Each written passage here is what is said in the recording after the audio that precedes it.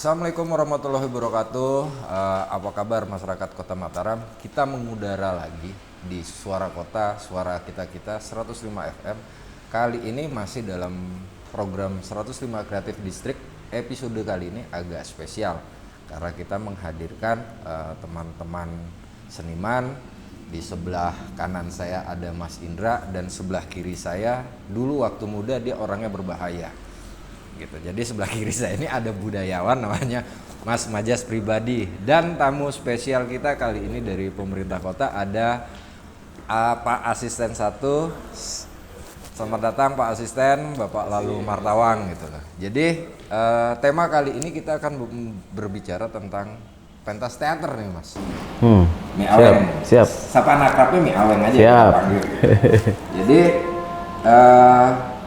kita ngelihat di beberapa platform digital gitu kan, tiba-tiba ada keluar pentas teater Insomnia Project ya.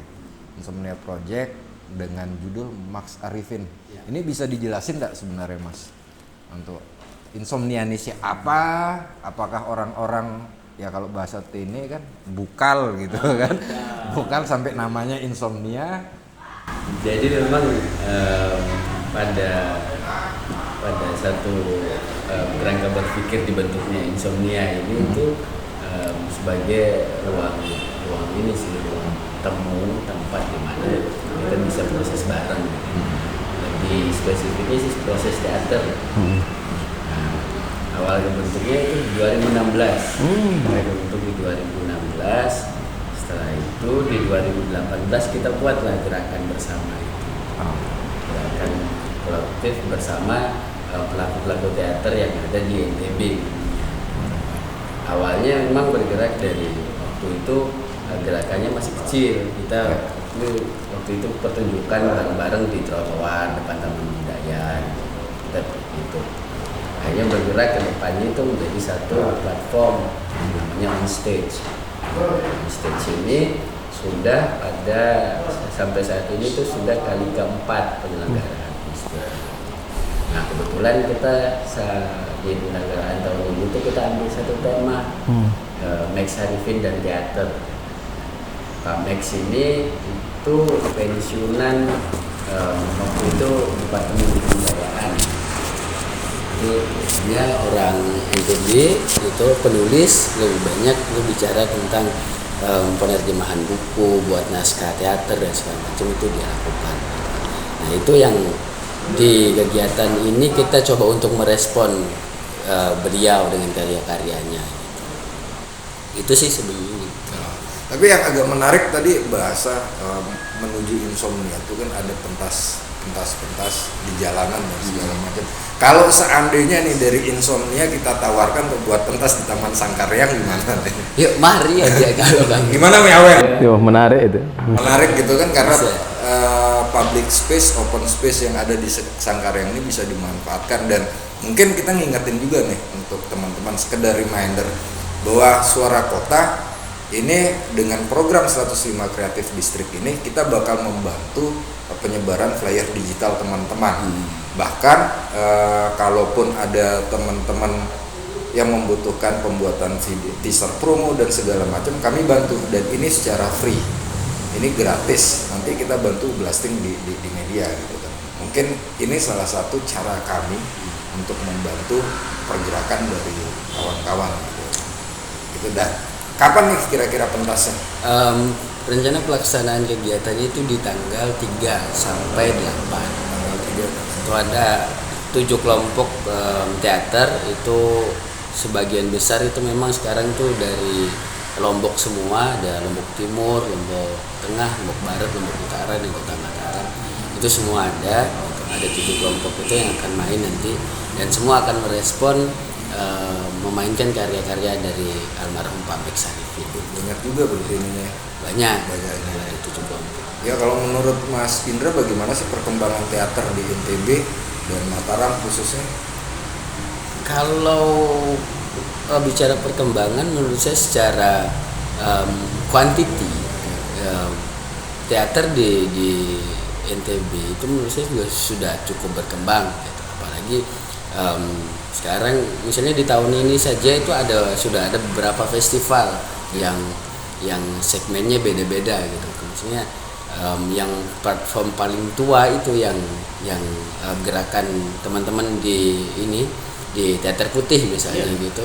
Itu kan festival teater pelajar yang sudah umurnya itu hampir 20-an tahun gitu umurnya.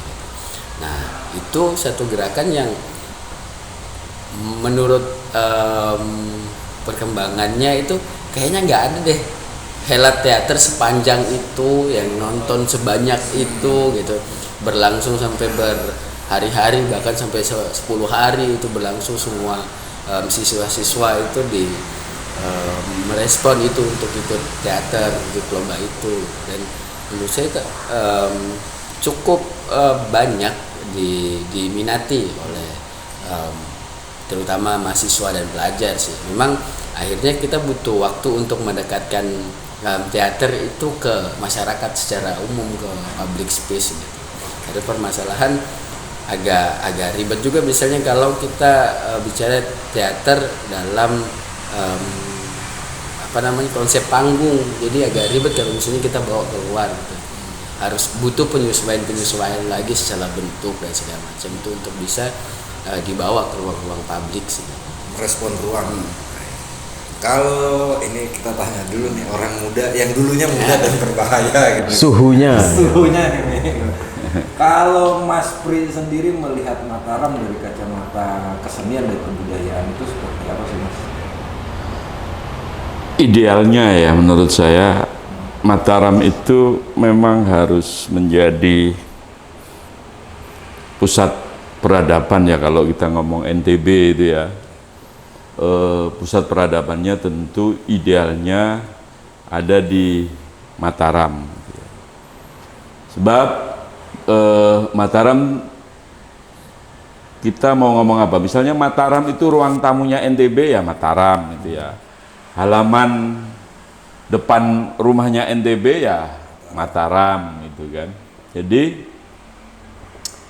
Mataram itu harus menjadi sentral dalam banyak hal ya, pembangunan, baik pembangunan fisiknya, kemudian pembangunan SDM-nya gitu. Tapi yang lebih penting memang Mataram harus menjadi pusat pembangunan karakter manusianya, kecerdasan manusianya, kemudian kulturnya dan sebagainya gitu ya. Mataram punya peluang untuk mengemukakan banyak hal, termasuk di dalamnya Mataram memiliki peluang sangat besar untuk membangun apa yang disebut sebagai kepemimpinan kultural menurut saya. Jadi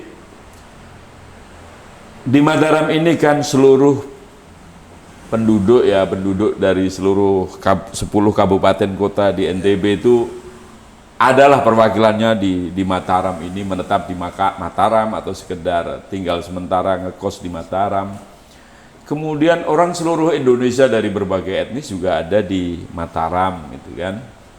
Ya dari yang saya katakan tadi, misalnya sekolahnya dari SD Impres gitu kan, sampai sekolahnya sudah profesor gitu ya dari luar negeri juga ada di Mataram gitu loh.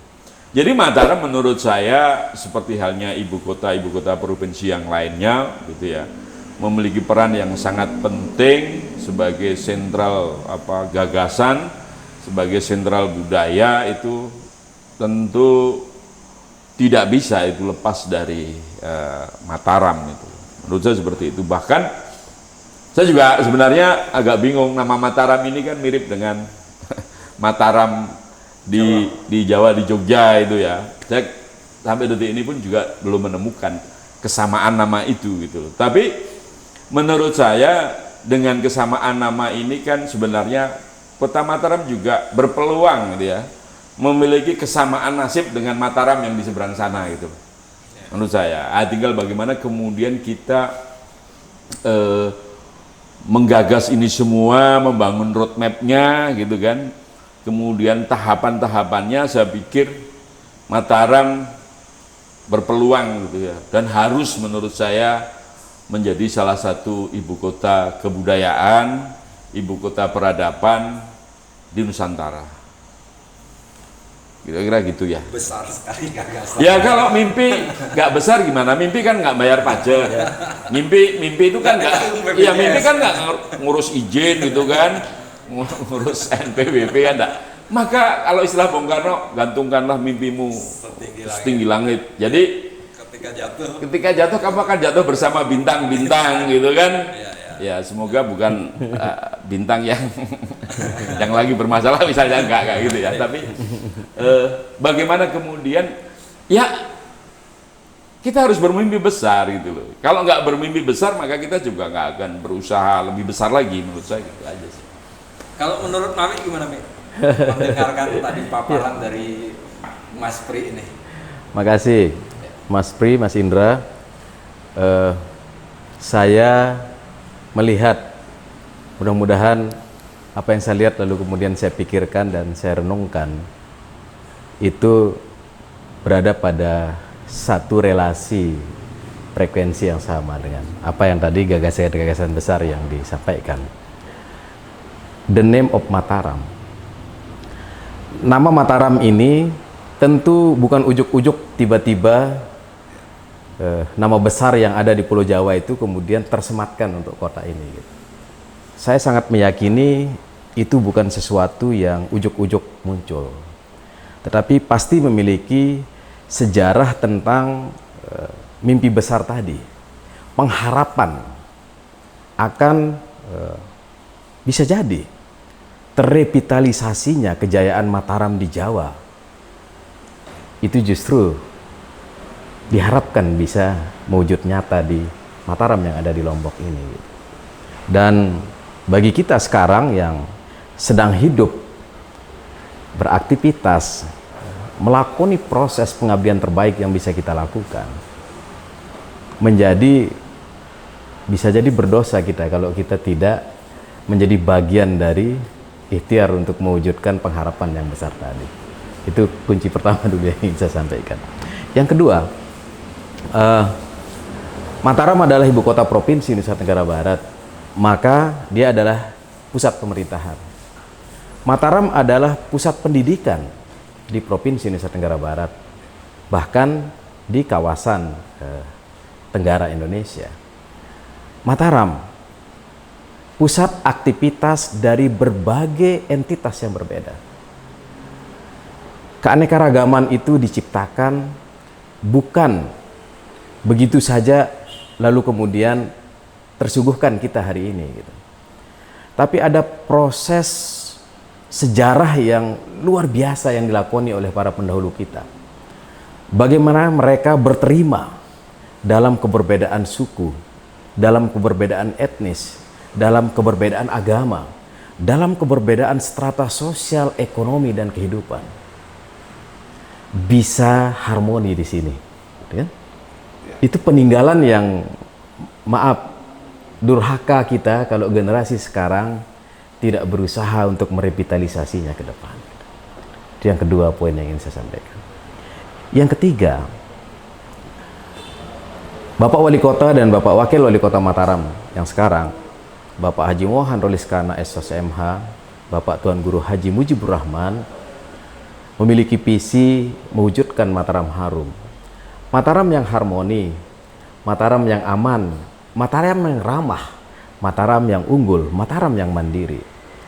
Dari penggalan kata-kata tadi itu akan bisa diwujudkan secara nyata manakala etik, keadaban, keberbudayaan, keberkesenian itu menjadi sesuatu yang bisa kita lihat dalam kehidupan keseharian masyarakat kita gitu.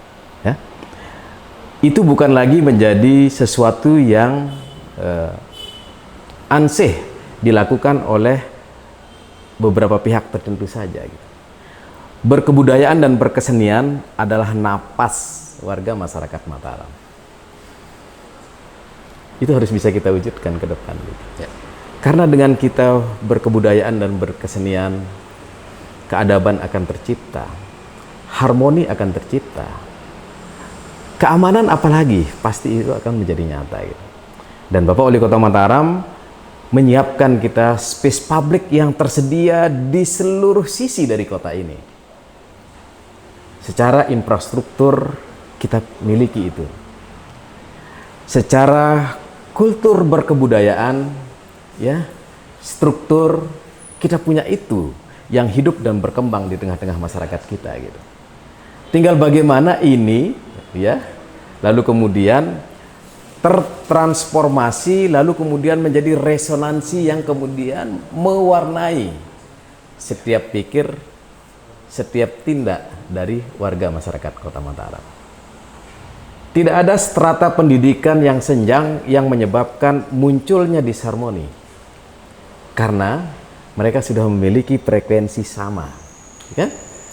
Tidak ada struktur ekonomi yang membuat mereka menjadi berbeda gitu.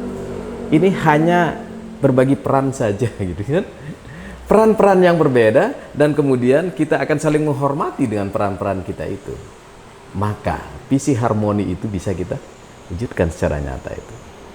Maka untuk itu saya mengapresiasi kawan-kawan yang sudah sangat aktif. Kebetulan saya juga mengikuti perkembangan teater putih, Mas Indra, di FKIP Universitas Mataram itu. Saya baik sama beliau-beliau yang dulu menjadi pelopor di situ, Mas Pri. Ada Mas Sukron Hasan, ada Pak Mek tadi disebutkan, lalu kemudian yang masih sampai saat ini Mas Adi Pranajaya di IKJ Jakarta, itu alumni teater putih yang luar biasa. Jangan Mami anggota teater putih juga ya? Keluarga saya semua anggota teater putih, karena dulu basis teater putih itu bukan UKM di level universitas, dia di FKIP Universitas Mataram. Saya kebetulan memimpin Senat Mahasiswa Universitas Mataram pada masanya dulu gitu, dan itu bagian dari yang saya sehari-hari mengikuti ritme dan warna itu gitu. Sampai hari ini adik saya salah seorang pemain teater yang dulu sekarang jadi guru, dan dia kemudian meresonansi apa yang dia dapatkan pada saat teater putih dulu itu di sekolahnya masing-masing gitu. Nah, artinya apa? Ayo Mataram, saya setuju, Mas Pri. Bukan hanya setuju, saya kira kita harus melakukan action untuk mewujudkan itu gitu kan. Jangan kita mengatakan bahwa Mataram menjadi pusat kesenian dan keberbudayaan dunia sebagai sesuatu mimpi yang terlalu besar. Enggak juga. Ayo gitu, bisa kita lakukan itu semua gitu. Orang infrastrukturnya kita punya, lalu kemudian suprastrukturnya kita punya, komunitas masyarakatnya itu kita punya gitu. Tinggal sekarang ini ya kita harus sinkronkan dengan skenario kebijakan pemerintah kota dan juga pemerintah provinsi Nusa Tenggara Barat. Saya membayangkan kalau orang berkesenian itu ada di kampung-kampung, ya. Lalu kemudian event-event kesenian dan kebudayaan itu terpentaskan atau teraktualisasikan di setiap space publik yang kita punya. Taman Sangkareang sudah begitu indahnya untuk kita bisa pergunakan untuk itu. Bukan hanya kita bicara tentang masa lalu, tetapi juga bagaimana kita mencermati perkembangan masa depan dengan pola-pola yang ansih bisa diterima oleh komunitas adik-adik kita yang kekinian tentunya gitu. Masa lalu, masa kini, dan masa depan bukan sesuatu yang tidak mungkin untuk kita bingkai dia dalam satu ya kebersamaan Mataram Harum itu. Gitu. Menampilkan wajah baru. Iya. Wajah baru peradaban di Kota Mataram. Tuh, mengapa tidak? Tidak ada hal yang tidak mungkin. Kira-kira Mas Pri, langkah sebagai pelaku seni, pelaku dan juga budayawan termasuk Mas Indra, langkah konkret apa yang harus kita lakukan, tahapan-tahapannya seperti apa gitu supaya ini bisa kita komunikasikan gitu, untuk menjadi blueprint perencanaan yang sesuai dengan visi dan misi dan peraturan yang ada di kota gitu. Iya, jadi begini, ini pada konteks kebudayaan, kesenian itu ya, kita kalau berkaitan dengan bagaimana memahami alam pikir masyarakat itu ya, publik terhadap kesenian dan kebudayaan ini saya buat ansih banget gitu ya, agar nggak salah paham bahwa secara umum pemahaman publik terhadap kesenian dan kebudayaan itu kan masih pada tahapan ya common sense lah, ya itu akal sehat, itu satu kesadaran bahwa di dunia ini, dalam kehidupan ini, orang paham ada budaya, ada seni, tapi masih pada batas-batas yang menurut saya masih dalam bentuk common sense, ya, kesadaran saja, akal sehat saja. Jadi memang kemudian kalau kita mengikuti kultur masyarakat kita ya di Indonesia ini, kan kita ini dibesarkan oleh folklore gitu ya. Kita ini walaupun tradisi membaca itu kan belum menjadi mainstream ya di Republik Indonesia ini. Jadi masyarakat Indonesia itu masih gampang digoyang oleh hoax, isu sana sini, karena punya kecenderungan untuk tidak mencari referensinya, literasinya dan sebagainya gitu ya. Nah, dalam kondisi masyarakat yang memang punya kecenderungan mendengar gitu ya, mendengarkan, melihat gitu ya, maka di Indonesia ini kan ada istilah tuntunan gitu ya. Nah, untuk membangun common sense itu menjadi semacam intelektual organik, jadi kecerdasan yang organik, menurut saya memang dibutuhkan tuntunan gitu ya. Jadi nggak bisa ini manualnya baca aja gitu, kayaknya agak repot gitu ya. Maka dibutuhkan di sini ketokohan. Ketokohan itu baik tokoh pelaku seni budaya, tokoh masyarakat, tomatoga tuh ya, tokoh masyarakat, tokoh agama dan sebagainya, termasuk pemimpinnya gitu loh ya.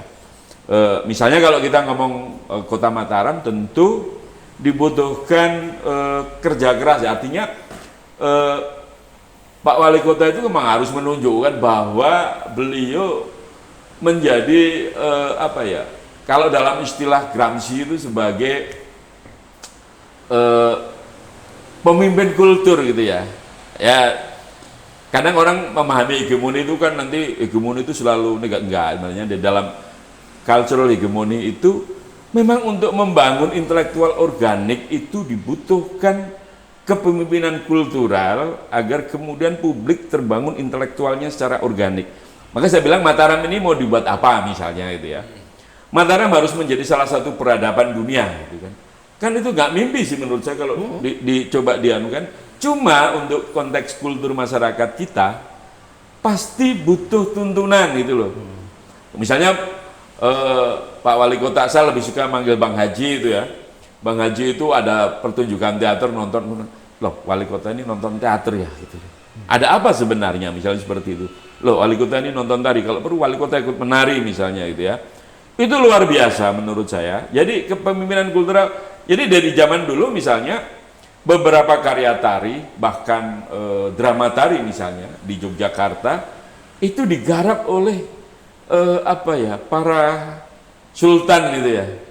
Bahkan sultan itu memiliki karya sendiri, kalau di istilah di Jogja ini kagungan dalam gitu ya, karya sang sultan gitu. Bang Haji ini sudah lengkap kok, nggak perlu belajar lagi, beliau ini musisi ya. Musisi, saya lihat pernah main lead gitar atau apa dia, melodi itu. Loh beliau ini tahu seni kok, sekolahnya, kuliahnya juga di Yogyakarta. Jadi menurut saya tidak perlu kan kadang ada sih orang yang ini begini Pak Gubernur, nggak perlu gitu loh. Hanya memang perlu kemudian bersama publik gitu ya. Ayo kita nyanyi bareng misalnya, ayo kita nari bareng dan seterusnya. Hanya butuh kebersamaan itu saja gitu loh. Dan tentu saja satu, untuk memulai ini kan butuh langkah pertama. Dan menurut saya yang paling sulit itu langkah pertama, sebab orang akan bertanya, pira anggaran gitu, berapa anggarannya dan seterusnya. Nah, itu yang memang kemudian harus kita kita selesaikan secara perlahan. Ada kecenderungan, ada mentalitas bahwa seakan-akan negara ini harus ngurusi semuanya gitu loh. Dan hari ini di zaman pemerintahan Pak Jokowi itu kan memang anggaran untuk kesenian dan kebudayaan kan diguyurkan sangat besar gitu loh. Saya nggak tahu NTB kebagian berapa, saya juga nggak tahu. Mataram kebagian apa enggak, saya juga nggak tahu. Karena jangan-jangan di Mataram nggak pernah ada yang mengajukan gitu ya. Komunitas budaya, komunitas seni di Mataram itu ada berapa, misalnya kita juga tidak tahu. Tetapi saran saya sebenarnya, ayo kita bersama-sama, gitu ya, mensinergikan antara kalau ngomong budaya ya masa lalu sebagai referensi, sebagai catatan gitu, tempat kita bercermin hari ini, gitu kan, dan masa depan. Saya yakin nama Mataram itu kan nama yang hadir dari semesta itu, dan pasti tidak akan disia-siakan kecuali kita menyia-nyiakannya, kan gitu. Nah, kalau itu saya tidak ingin untuk itu. Jadi nggak ada yang sulit menurut saya. Dan saya berharap Pak Wali Kota misalnya, Pak Wakil Wali Kota, siapapun lah ya, tokoh-tokoh di Mataram mau duduk bersama, ngopi bareng misalnya di Sangkaryang. Sangkaryang itu bisa dijadikan sanggar tari, latihan tari tiap hari misalnya, tinggal dijadwal saja. Anak-anak muda latihan baca puisi, anak-anak melukis dan sebagainya. Hidup itu, dan tidak sulit itu menurut saya. Ya. Itu. Karena sebenarnya begini Mas, dari Radio Suara Kota, kalau secara on air, ini ada beberapa program-program baru. Dan kita sekarang coba fokus di program off air. Nah, program off air ini salah satunya, mungkin nih, ini sekedar kita memberikan info, mungkin ada saran dari teman-teman. Program off airnya adalah terintegrasi dengan program on air. 105 Kreatif District ini kan ruang yang disiapkan oleh radio ini untuk mengumpulkan pelaku-pelaku kreatif, komunitas-komunitas kreatif yang dimana nanti pada saat off air tidak menutup kemungkinan ketika peralatan kami sudah mumpuni, kita akan melakukan siaran di luar, di Sangkaryang Ada gak enaknya sebenarnya. Pernyataan peralatan kami sudah mumpuni ini, kayaknya kita harus ngomong sama Pak Wali Kota. Ada Pak Asisten masalahnya. Karena kan memang kalau peralatan dengan perkembangan teknologi yang sekarang ini kan akan semakin memudahkan proses produksi yang tidak ribet kayak dulu harus bawa Jimmy Jeep dan segala macam gitu. Ini yang kita kepingin lakukan, dan ini sudah kita lakukan nih episode keberapa kita ya?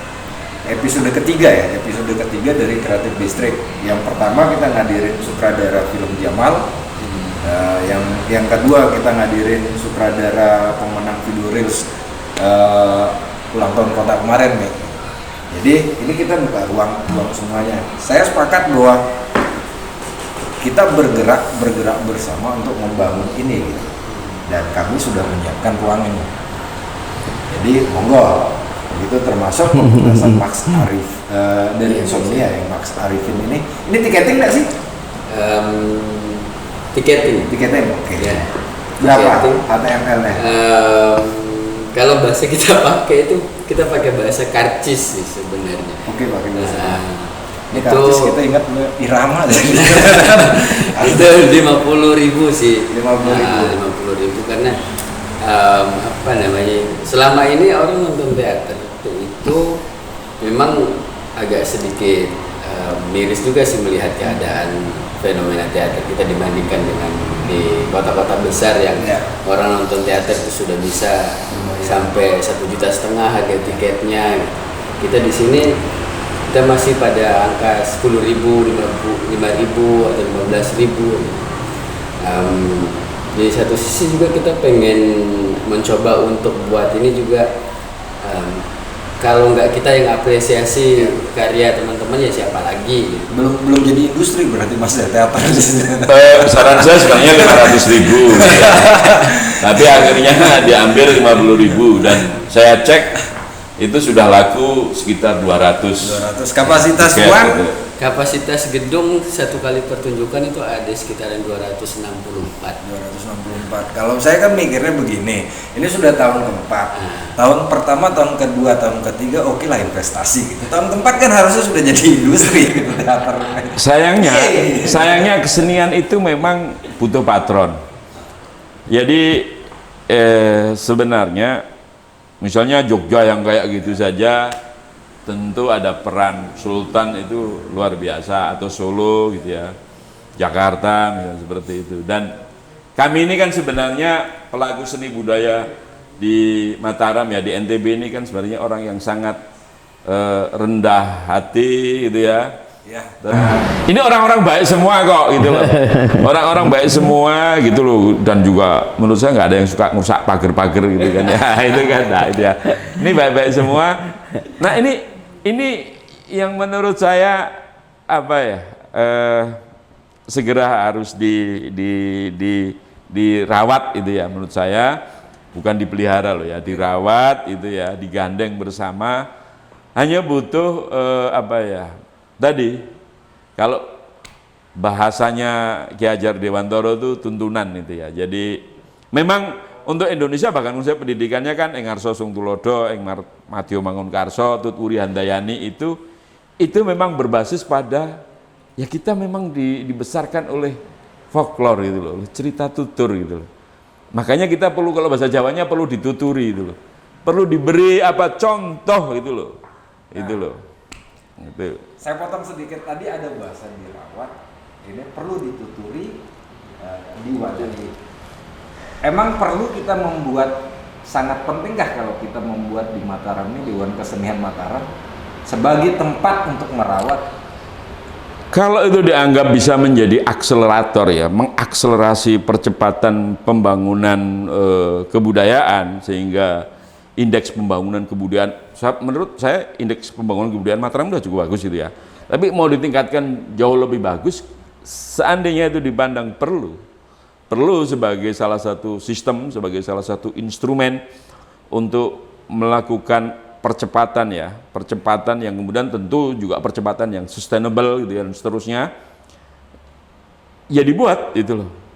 Tapi kalau hanya menjadi lembaga yang setelah dibentuk terus kemudian bergaya, ya kan gitu, hanya bergaya doang gitu kan. Seperti yang kemarin. Ya, saya ngomong apa adanya kok gitu loh. Ya untuk apa gitu loh. Tapi kalau kita memang mau bangun lembaga sekelas Dewan Kesenian atau Dewan Kebudayaan di Kota Mataram ini, kita buat dengan komitmen gitu ya, dengan komitmen, dengan konsekuensi gitu ya, dengan kerja keras, sehingga nggak mubazir gitu loh. Kan banyak kadang lembaga dibuat tapi nggak ngapa-ngapain gitu loh. Kadang malah minta-minta anggaran doang misalnya kan gitu. Hasilnya nggak ada. Hasilnya nggak ada gitu loh. Kalau menurut kalau di kalangan seniman ya itu sering bicara itu gitu loh. Tetapi yang namanya Dewan Kesenian itu kan suka nggak suka harus melibatkan banyak orang, termasuk pemerintah daerah. Kalau pemerintah daerahnya nggak menganggap penting bagaimana gitu kan. Nah ini saya sarankan misalnya ada forum lah, Pak Wali Kota, entah kapan, Pak Gubernur atau siapapun lah gitu. Ayo kita ngobrol, ngopi bareng bersama pelaku seni, pengamat seni, pemerhati seni, budayawan dan sebagainya gitu loh. Kalau menurut Mami nih, dengan adanya Dewan Kesenian Mataram, seandainya ini perlu gitu. Saya tidak jawab itu dulu. Saya ingin menjawab apa harapannya Mas Pri dulu. Kalau saya pahami, Pak Wali dan Pak Wakil ini kan dua simbol nasionalisme kebudayaan berkesenian itu ada pada figur Pak Wali, nasionalisme religiusitas ya juga berkesenian itu ada pada Pak Wakil kan. Ini kan pasangan yang sangat indah ini. Nah, persoalan kehadiran tadi mungkin persoalan waktu saja nih ya, karena memang aktivitas dan Pak Wali, Pak Wakil sudah mulai menata space-space publik yang nantinya maksimal bisa dimanfaatkan oleh masyarakat untuk berkebudayaan dan berkesenian. Jangan kita melihat sebuah pentas seni itu hanya di dalam ruang, ya. Itu bisa ada di tengah kampung-kampung, lingkungan-lingkungan mengadakan.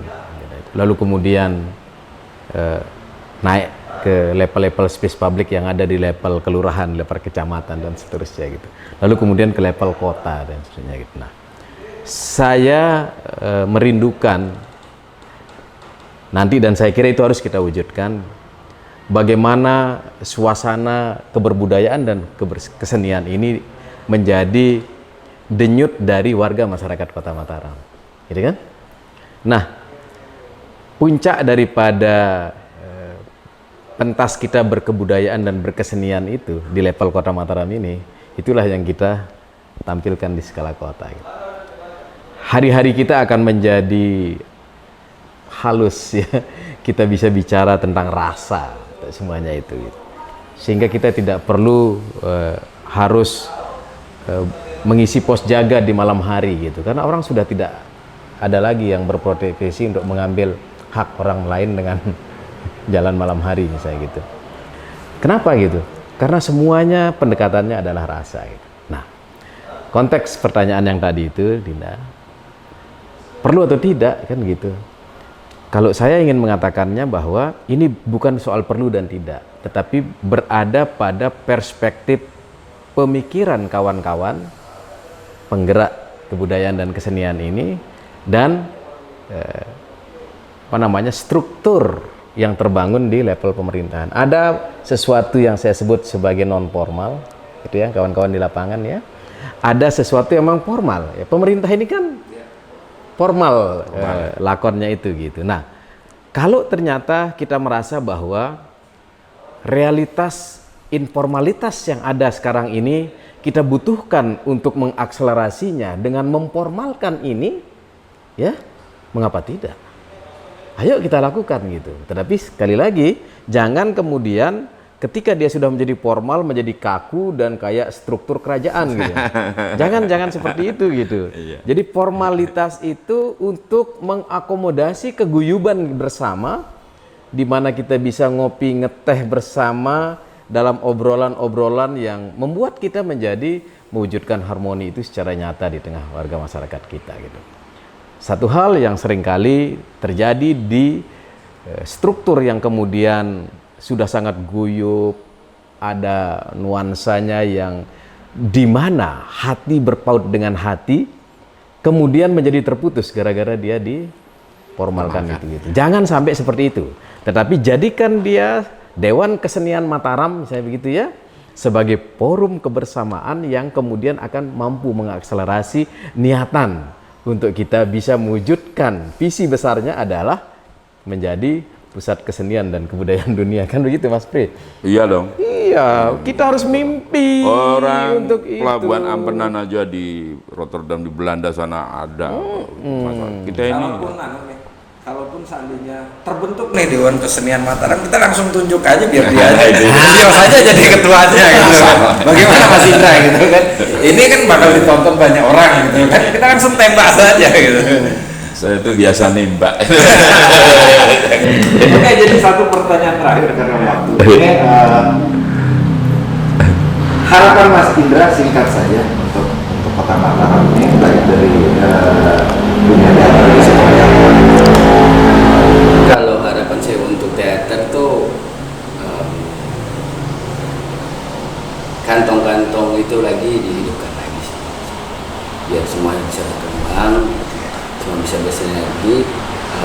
Kalau seperti harapan Bapak tadi, bahwa teater itu bisa hidup di kampung-kampung. Setiap hari misalnya mungkin atau satu kali seminggu orang bisa nonton pertunjukan drama di kampung. Saya itu juga butuh didampingi untuk bisa sampai jalan ke sana. Sampai kita jalan 1 meter aja kita sudah bisa melihat pertunjukan seni dan segala macam, itu kan bisa hidup seperti itu. Memang butuh usaha dan gerakan bersama sih untuk sampai ke sana.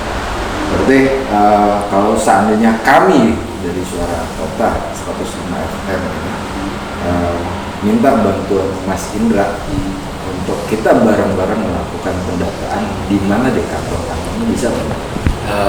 Sangat bisa. Karena keinginan kami juga di Suara Kota ini, Suara Kota juga harus bisa menjadi digital library kantong-kantong kesenian dan kebudayaan. Jadi kami bakal kita ada 15 orang ya, 15 anak-anak muda punya kegelisahan yang sama dan kepingin radionya jadi radio ini bisa pengen jadi lebih besar dan lebih eksis gitu. Salah satu caranya adalah dengan melakukan proses dokumentasi dari teman-teman, entah dokumentasi pertunjukan ataupun dokumentasi profil maupun aktivitas. Bisa kan? Bisa. Oke, kita salaman dulu kan biar disaksikan banyak orang gitu. Kalau dari Mas Pri sendiri Mas? Saya pikir Mataram harus segera menyiapkan core identity berkaitan dengan kesenian dan kebudayaan. Sehingga kemudian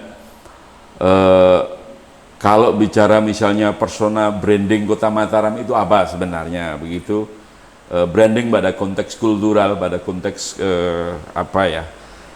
seni budaya yang kemudian bisa dipahami bahwa hari ini kan hari kontemporer gitu, kira-kira seperti itu ya, itu kemudian terbentuk gitu ya, dan kemudian sesegera mungkin menurut saya Mataram bisa menghadirkan landmark kulturalnya itu, sebenarnya ikon Kota Mataram ini apa sih sebenarnya yang paling ideal gitu ya, misalnya seperti itu. Nah, tentu untuk nggak sulit sih untuk bersama-sama membangun, memutuskan core ID kultur ya, budaya, seni Mataram ke depan itu seperti apa. Mataram sebagai bagian dari kota dunia gitu ya, Mataram sebagai bagian dari peradaban dunia, menurut saya tidak sulit, semua sudah ada kok. Hanya menurut saya mensinergikan gitu ya. Ya asal saja yang seperti ini kemudian tidak diobrak-abrik oleh kepentingan sesaat, dalam tanda kutip. Tahun 2024 itu tinggal 1 tahun misalnya seperti itu ya. Oke lah, Anda mau berkelahi ya, berkelahi pada konteks kontestasi politik, oke, nggak ada masalah gitu ya. Tetapi jangan bangunan-bangunan peradaban yang sudah dibangun ini idealnya semakin diperkuat itu.